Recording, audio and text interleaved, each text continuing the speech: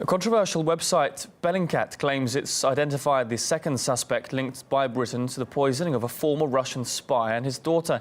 However, the presented facts raise a number of questions. RT correspondent Anastasia Churkina has been following the news conference in London. Not only has this whole story been creating diplomatic rows, of course, as we've seen unraveling throughout the last couple of months, but certainly now among journalists here on the ground following this conference where these latest revelations that Bellingcat had to present had unraveled, where journalists were confronting each other about opinions, and certainly quite a media frenzy about these latest announcements. And in terms of what specifically Bellingcat had to present was that they said that they have identified through social media the man who has been described as the second suspect in this Skripal case.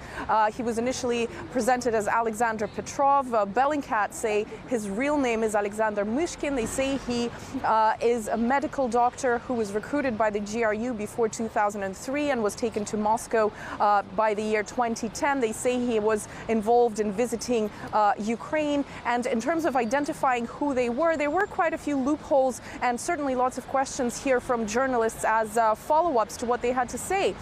One of the things that were curious is they said, Bellingcat said their first so-called eureka moment, as they described it, was when the name Alexander came into the spotlight, and then they tried to find a man who was born on the same day and had the same patronym. But of course, you know, that is a very, very, very common name in Russia. So they had to connect those dots by trying to find, after finding one person with the same details, trying to find a passport photo or some kind of ID.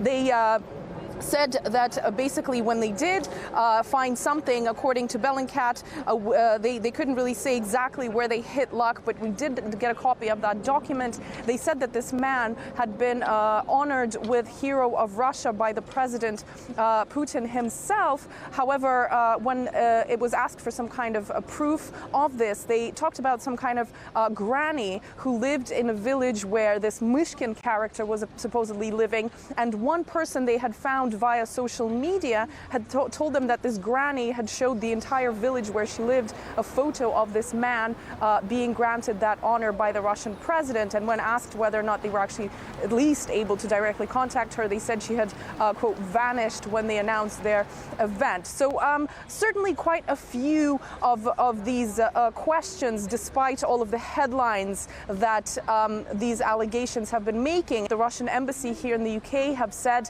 that they have essentially been told by the Foreign Office that this is all part of freedom of public debate and that the UK government does not comment. And we've also heard from official Moscow say that they are essentially at this point tired of any leaks and speculations being made on all sides of the media, and what they would like is official channels to cooperate on this matter. Let's take a look. Уже сказал, что российская страна с самого начала обращалась к британцам.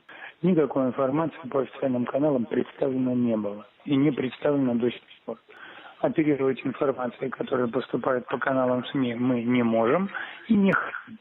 И тем более мы не будем дальше вторгаться в какие-то, объяснения, разъяснения по тем темам, которые вбрасываются через СМИ. While these journalistic revelations, if we can call them that, continue to be made, it does seem to continue to be a major standstill in terms of figuring out kind of a common way to move forward with this story, which continues at this point to be a lot of he said, she said, and certainly lots of opposing opinions on how exactly and what had happened to Skripal and in terms of these specific individuals that have been in the headlines recently.